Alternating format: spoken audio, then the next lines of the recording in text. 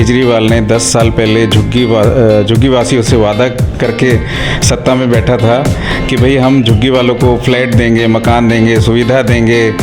तो पिछले 10 सालों में केजरीवाल ने एक भी झुग्गी वाले को कहीं पूरी दिल्ली में, और उसके विपरीत केंद्र में जो मोदी सरकार बैठे हैं, जिनका दिल्ली से कोई सरोकार नहीं है, उन्होंने आगे बढ़ के पहले कालकाजी में फ्लैट दिए 3024, और यही नहीं, इसके बाद अभी 2 महीने पहले मोदी जी ने एक बड़ा ऐलान करा कि जेलर वाला बाग में 1386 फ्लैट गरीबों को दिए।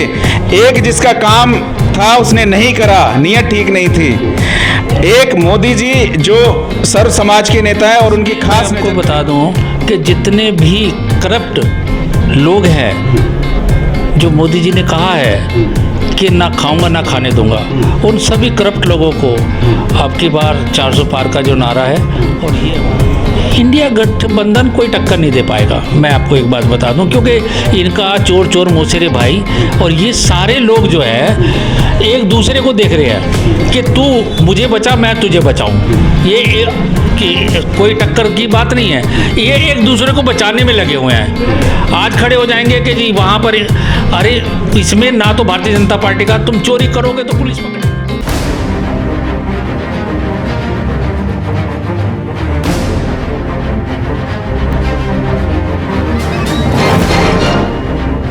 लोकसभा चुनाव की तैयारी जोरों शोरों से चल रही है और तमाम प्रत्याशियों ने कल लास्ट नामांकन कर दिया है, क्षेत्र में जा रहे हैं, दौरा कर रहे हैं। इसी बीच बीजेपी के कुछ नेता हमारे साथ मौजूद हैं।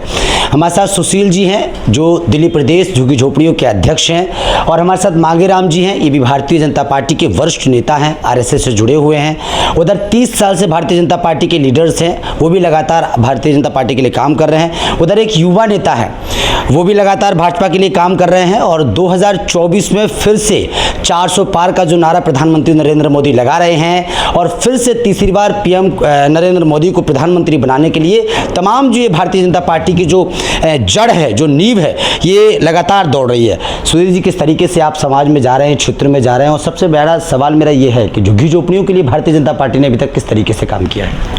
देखिए भाई साहब, झुग्गी झोपड़ी एक अभिन्न अंग है। झुग्गी झोपड़ी बहुत मुख्य विषय है, और ये इतना इम्पोर्टेंट है कि झुग्गी झोपड़ी सत्ता को बनाती हैं और सत्ता से हटाती हैं। और दिल्ली में तो ख़ास तौर से अगर हम देखें तो पूरा चुनाव झुग्गी केंद्रित रहेगा। जिस तरह से आम आदमी पार्टी केजरीवाल ने 10 साल पहले झुग्गी वासियों से वादा करके सत्ता में बैठा था कि भाई हम झुग्गी वालों को फ्लैट देंगे, मकान देंगे, सुविधा देंगे।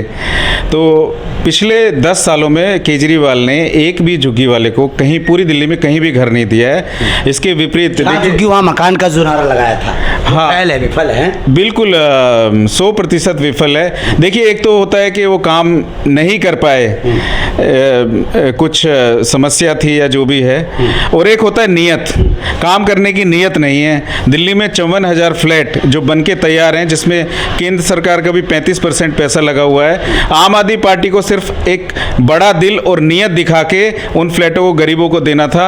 ये छोटा सा काम भी डिलीवरी का नहीं कर पाए, और वो 54,000 फ्लैट पिछले 10 वर्षों में जर्जर हो चुके हैं। तो ये गरीबों के साथ सबसे बड़ा धोखा और सबसे बड़ा अन्याय है, क्योंकि केजरीवाल और आम आदमी पार्टी सिर्फ गरीबों और झुग्गी वालों के नाम पे सत्ता में बैठी, और इससे बड़ा पाप दुनिया में कोई हो नहीं सकता, गरीब के साथ इतना बड़ा धोखा।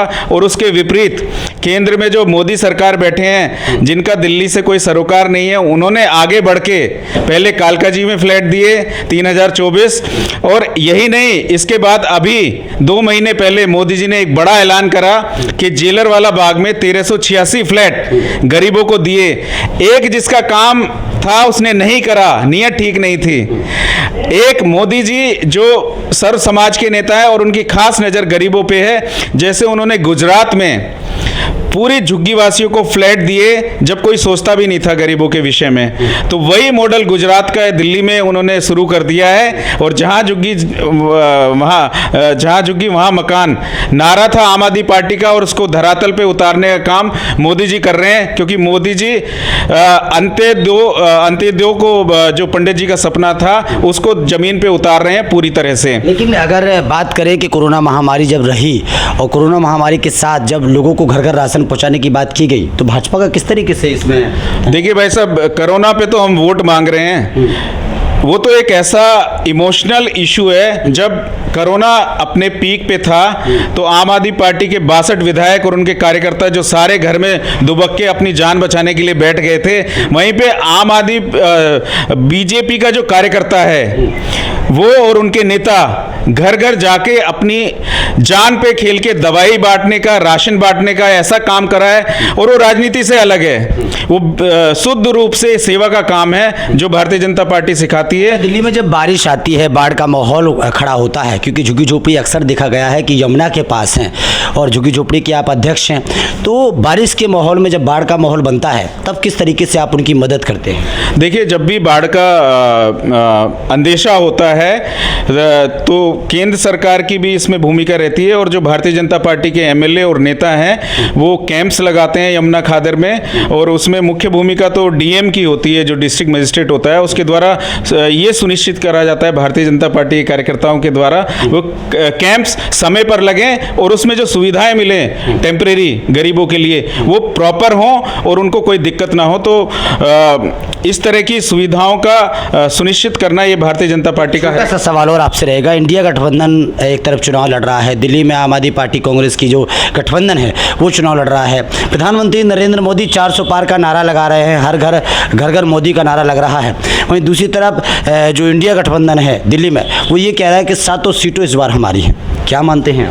देखिए भाई साहब, इंडिया गठबंधन के बारे में हम कहना चाहेंगे कि देश का सबसे बड़ा दुर्भाग्य है कि आंदोलन की कोख से जन्मा केजरीवाल, जो पहले शिक्षा के नाम पे जिसने शराब बांटी दिल्ली में, भ्रष्टाचार तक तो ठीक था, लेकिन जो कल की खबर आई है वो पूरी दुनिया में आज सुर्खियां बनी हुई हैं कि एक ऐसा नेता जो क्रांतिकारी बन के आया, और भ्रष्टाचार काम ना करना ये सामान्य बातें हो सकती हैं राजनीति में, लेकिन कल जो उसने करा है एक देशद्रोह का काम करा है। सिख फॉर जस्टिस ऑर्गेनाइजेशन जिससे उन्होंने चंदा लिया और इसके बाकायदा राज्यपाल ने जांच के आदेश दिए पुख्ता सबूतों के आधार पर, उसमें चिट्ठियां हैं, फंड का 133 करोड़ का लेन देन का है। तो ये पूरा एक ऐसा भ्रष्टाचार देशद्रोह का मामला है कि इसमें केजरीवाल ने पूरी दुनिया में आंदोलन, राजनीति और अपनी और पूरे इंडिया गठबंधन इसकी जद में आता है, क्योंकि केजरीवाल का उनके साथ साझेदारी है।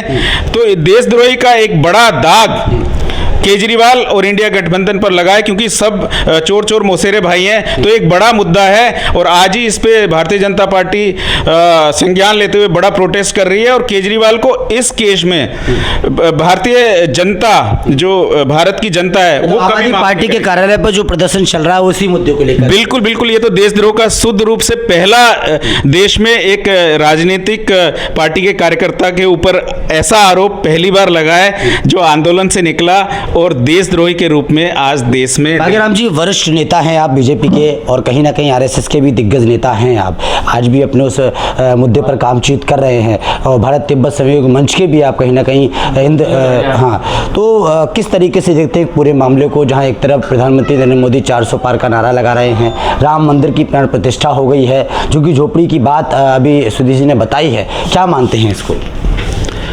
मेरा कहना ये है कि वैसे तो मैं पहले भाजपा का कार्य कर रहा था और अभी मैं संगठन का कार्य कर रहा हूँ, भारत तिब्बत सहयोग मंच का। भारत तिब्बत सहयोग मंच के पूरे भारतवर्ष के अंदर जितने भी कार्यकर्ता हैं सभी जो है कि भारतीय जनता पार्टी के लिए वो काम कर रहे हैं, और भारत तिब्बत सहयोग मंच जो है कि नरेंद्र मोदी जी के साथ कंधे से कंधा मिला के काम कर रहा है। और इसमें मैं आपको बता दूं कि जितने भी करप्ट लोग हैं, जो मोदी जी ने कहा है कि ना खाऊंगा ना खाने दूंगा, उन सभी करप्ट लोगों को अब की बार 400 पार का जो नारा है, और ये हमारा मानना है, क्योंकि मैं परसों जयपुर था और कल कॉन्स्टिट्यूशन क्लब में था, दो हमारी बैठकें हर एमपी के साथ बैठकें हो रही हैं हर क्षेत्र में। हमारा यही मानना है कि 400 पार हम लेके रहेंगे और करप्शन को मोदी जी इस देश से मिटा के रहेंगे। लेकिन दिल्ली सरकार यानी दिल्ली के मुख्यमंत्री अरविंद केजरीवाल पर लगातार नए नए खुलासे हो रहे हैं, उनको गिरफ्तार किया गया है। उससे पहले स्वास्थ्य मंत्री सत्येंद्र राजेंद्र जैन गिरफ्तार हुए, उसके बाद शिक्षा मंत्री मनीष सिसोदिया गिरफ्तार हुए, उसके बाद संजय सिंह को गिरफ्तार किया गया। संजय सिंह हाल की वापस आ गए हैं लेकिन बेल पर हैं। लेकिन अरविंद केजरीवाल जी को गिरफ्तार किया गया, लगातार बड़े खुलासे हो रहे हैं। जहाँ एक तरफ दिल्ली मॉडल की बात की जाती है, शिक्षा की बात की जाती है, स्वास्थ्य की बात की जाती है, मोहल्ला क्लिनिक की बात की जाती है, वहीं दूसरी तरफ आम आदमी पार्टी पर बड़ा करप्शन का आरोप, क्या देखते हैं?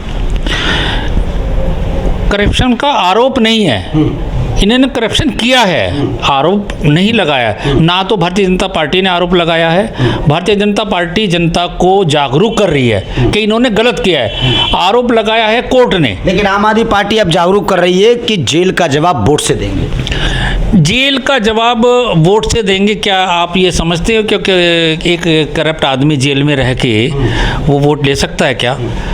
एक गंदा आदमी जो कल ही जो अभी हमारे झुग्गी झोपड़ी सेल के अध्यक्ष दिल्ली प्रांत के, इन्होंने बताया आप ही कि भाई 133 करोड़ उग्रवादियों से या आतंकवादियों से लिए, देश के साथ गद्दारी है। क्या पहले था? लोगों को इन्होंने पागल बनाया। दिल्ली की जनता जवाब देगी, दिल्ली की जनता जवाब देगी और इनकी जमानतें जब्त होंगी, इनकी जमानतें जब्त होंगी। इनको कोई ढूंढने, आपको भी पता है वीपी सिंह आए थे, चक्कर का निशान था, बड़ी बहुत जोर शोर से। आज कहाँ वो है क्या हिंदुस्तान के अंदर? पता नहीं कितनी पार्टियां आई और चली गई, लेकिन जो देशभक्त पार्टी है, जो संगठन है भारत की, जो हमारे भारतीय जनता पार्टी है, वो देश सेवा कर रही है। उनको आज मुझे बता दीजिए, इनके यहाँ करोड़ों रुपए, चाहे वो कांग्रेस का हो, झारखंड में अभी आपने देखा कि अभी गिनती चल रही है, 35 करोड़ की गिनती हो चुकी है, अभी चल रही है, वो पकड़े गए, कांग्रेसी के यहाँ पकड़े गए। एक भी आदमी ऐसा है कि जिसके यहाँ पैसे पकड़े गए? हमारे जो पूर्व जितने में, चाहे वो इस दुनिया में नहीं है नेता, उनके पास ना तो कोई घर था, ना बंगला था, ना पैसा था। अटल जी हैं, उनके पास कुछ नहीं। मोदी जी हैं, उनके आगे पीछे कोई नहीं, कुछ नहीं। कोई भी नेता आप मुझे बताइए। इंडिया गठबंधन कितना टक्कर देगा 2024 में प्रधानमंत्री नरेंद्र मोदी को? इंडिया गठबंधन कोई टक्कर नहीं दे पाएगा, मैं आपको एक बात बता दूं, क्योंकि इनका चोर चोर मौसेरे भाई और ये सारे लोग जो है एक दूसरे को देख रहे हैं कि तू मुझे बचा, मैं तुझे बचाऊं। ये कि कोई टक्कर की बात नहीं है, ये एक दूसरे को बचाने में लगे हुए हैं। आज खड़े हो जाएंगे कि जी वहाँ पर, अरे इसमें ना तो भारतीय जनता पार्टी का, तुम चोरी करोगे तो पुलिस पकड़ेगी। देखो, मैं इस बात के लिए कि मंच पे भी अभी हम कांग्रेस के जो दिल्ली प्रदेश अध्यक्ष हैं, उन्होंने भाजपा ज्वाइन की है कांग्रेस छोड़कर। आरोप ये लगाया है कि जिस तरीके से जिन लोगों को गाली, जो लोग हमें गाली देते थे, आज उनका साथ दे रहे हैं, इसका आरोप लगाया है। कन्हैया कुमार का भी विरोध हो रहा है। नहीं, ठीक है, ठीक लगाया। अब वो कन्हैया कुमार के लिए वो, मैं तो जो लवली जी आए हैं, मैं इनको सलूट करता हूँ कि इन्होंने देश हित के लिए, दिल्ली के भले के लिए भारतीय जनता पार्टी में आए हैं। जो तो कन्हैया कुमार कहता था कि देश के टुकड़े होंगे इंशाल्लाह इंशाल्लाह, वो आदमी, उसको ये तुम ये कैंडिडेट बना रहे हैं। इनको ये सोचना चाहिए, जो हमारे देश के टुकड़े करने के पर इन्होंने नारा लगाया और जेएनयू में जाके इन्होंने जाके राहुल गांधी वहाँ जाके मिला उनसे और उसको फिर ये कैंडिडेट बना रहे हैं। तो मैं तो लवली जी को सलूट करता हूँ कि उन्होंने जो निर्णय लिया, राजकुमार जी ने जो निर्णय लिया हिंदुत्व के पक्ष में, हिंदुस्तान के पक्ष में, मैं उनको सलूट करता हूँ। बहुत अच्छा किया। जी, क्या कहेंगे इस सारे मामले को लेकर? झुग्गी झोपड़ी पर बात हुई है, 2024 के चुनाव को लेकर बात हुई है। झुग्गी झोपड़ी पर हम लोगों ने, सुशील जी, हमने रात दिन मेहनत कर रही हैं और झुग्गी झोपड़ी सारी उन्होंने निश्चय कर लिया है, प्रण कर लिया है कि हम इनको हरा के भेजेंगे इंडिया अलायंस को। क्यों हराएंगे? जहां एक तरफ केजरीवाल जी मॉडल की बात कर रहे हैं, उनके विधायक मॉडल की बात कर रहे हैं, और आप कह रहे हैं कि हराएंगे वो। इन्होंने कोई काम नहीं किया। क्या काम किया है? किसी झुग्गी में पानी नहीं पहुंच रहा, किसी में लाइट कम आ रही है, किसी को खाना नहीं मिल रहा, कोई काम कारोबार नहीं है, कुछ नहीं करा इन्होंने। क्या दिया इन्होंने दिल्ली को? क्या एक विकास मॉडल दिया इन्होंने? इस बार 2024 इस बार 7 की 7 सीटें दिल्ली की भारतीय जनता पार्टी जीतेगी और पूर्ण बहुमत 90% वोट भारतीय जनता पार्टी को मिलेंगे दिल्ली में, और 400 वोट पार होगी, 400 से। आप युवा नेता हैं, आपको मैं एक बात बताना चाहूँगा। क्या कहेंगे आप? मैं आपको थोड़ा एक चीज़ याद दिलवाना चाहूँगा। उस समय मैं विद्यार्थी परिषद में काम कर रहा था, अखिल भारतीय विद्यार्थी परिषद में। तो उस समय कांग्रेस राम सेतु को काल्पनिक बोल के उसे तोड़ने का जो भी कानून लेकर आई थी, तो हम लोगों ने उसका विरोध किया था, पूरे भारतवर्ष ने उसका विरोध किया था। ये राम को काल्पनिक मानते हैं, और राम को काल्पनिक मानने के उसमें इन्होंने राम मंदिर का विरोध किया। जो लोग हमारे धर्म को ही काल्पनिक बता रहे हैं, हम लोग उनको कौन सपोर्ट करेगा? 2024 में क्या होगा? 2024 में पूरे देश की बात करूं तो 400 से ज़्यादा भारतीय जनता पार्टी एनडीए गठबंधन लेके आ रहा है, और दिल्ली में तो सातों आ ही रही हैं। ये तो सब बेकार की बातें हैं, वोट जेल का जवाब वोट से, ये सब बेकार की बातें। फ्रॉडी, चिटर और भ्रष्टाचारियों को कोई वोट नहीं देता, कोई काम नहीं आ रहा। 0/0 देगी जेल का जवाब वोट से नहीं? दिल्ली की जनता भ्रष्टाचार का जवाब 7 सीटों की जमानत जब्त करा के देगी। अच्छा जी, मांगेराम जी क्या? मैं ये बोलना चाह रहा था, मैं एक परिचय देना चाह रहा था। जो MS धीर जो स्पीकर थे आम आदमी पार्टी में केजरीवाल जी के साथ, उन्होंने उनकी नीतियों से, उनकी बदतमीजियों से क्षुब्ध होकर छोड़कर वो भारतीय जनता पार्टी में आए स्पीकर साहब। ये धीर साहब उन्हीं के छोटे भाई हैं, धीर साहब, और उन्होंने भी बहुत संघर्ष किया। तो बस किस्मत उनकी थोड़ी सी की थी कि उनके लिए और भी योजनाएं थी, लेकिन क्या है, उनको पैरालाइज अटैक हुआ और वो दुनिया से चले गए। आपका तमाम जी बोलिए। बात और बोलना चाहूँगा कि जिस समय भारतीय जनता पार्टी की सरकार आई थी देश के अंदर, या उससे पहले, ये लोग बोलते थे धारा 370 नहीं हटेगी, देश में कोहराम मच जाएगा, क्या राम मंदिर मोदी आएगा तो राम मंदिर बना लेगा, ऐसे ही बहुत सारे मुद्दे थे। तो आज देखो क्या हो रहा है, राम मंदिर भी बना, धारा 370 भी हटी, और सारा शांतिपूर्ण माहौल रहा। जो कहा वो करके दिखाया, भाजपा ने जो कहा वो करके दिखाया, और जो बोल रही है वो आगे भी मोदी जी करके दिखाएंगे। देश को विकसित राष्ट्र बना के दिखाएंगे, ये जाति पाति और भ्रष्टाचार सब समाप्त करके दिखाएंगे। चलिए, बहुत बहुत शुक्रिया आपका। तमाम लोगों से बातचीत की है। झुग्गी झोपड़ी के अध्यक्ष हैं सुधीर जी, मांगेराम जी जो वरिष्ठ नेता हैं, और तमाम जो लोग हैं, लोगों से बातचीत की है। जहां प्रधानमंत्री नरेंद्र मोदी 400 पार का नारा लगा रहे हैं, राम मंदिर की बात की जा रही है। वहीं दूसरी तरफ प्रधानमंत्री नरेंद्र मोदी अपने संबोधन में कांग्रेस के कई मुद्दों पर बातचीत भी कर रहे हैं, राहुल गांधी के मुद्दों पर भी बातचीत कर रहे हैं कि किस तरीके से वो कई मुद्दों पर टिप्पणियां कर रहे हैं। तो इस आधार पर वहीं दिल्ली की अगर बात करें तो दिल्ली की भी कहीं ना कहीं राजनीति गर्माहट है, क्योंकि 3 सीटें कांग्रेस को मिली हैं, 4 सीटें आम आदमी पार्टी को मिली हैं। वहीं दूसरी तरफ आम आदमी पार्टी के मुखिया और दिल्ली के मुख्यमंत्री अरविंद केजरीवाल जेल में भी हैं, और कहीं ना कहीं उनके विधायक, उनके नेता और जेल का जवाब वोट से देकर एक नारा जो लगा रहे हैं, जो क्षेत्र में जा रहे हैं, लोगों के बीच में जा रहे हैं। क्या रेस्पॉन्स निकलता है इन तमाम मुद्दों पर, ये तो आने वाला वक्त बताएगा, क्योंकि 25 मई को दिल्ली में चुनाव हैं और 4 जून को नतीजे आने हैं। 7 चरणों में इस बार चुनाव होने जा रहे हैं। क्या होगा, क्या नहीं होगा, क्या 400 पार होगा या 400 से ज़्यादा होंगे, या फिर कौन जीतेगा कौन हारेगा, ये फिलहाल जनता के हाथ में है। कैमरामैन दुर्गेश झा के साथ ब्रजेश कुमार।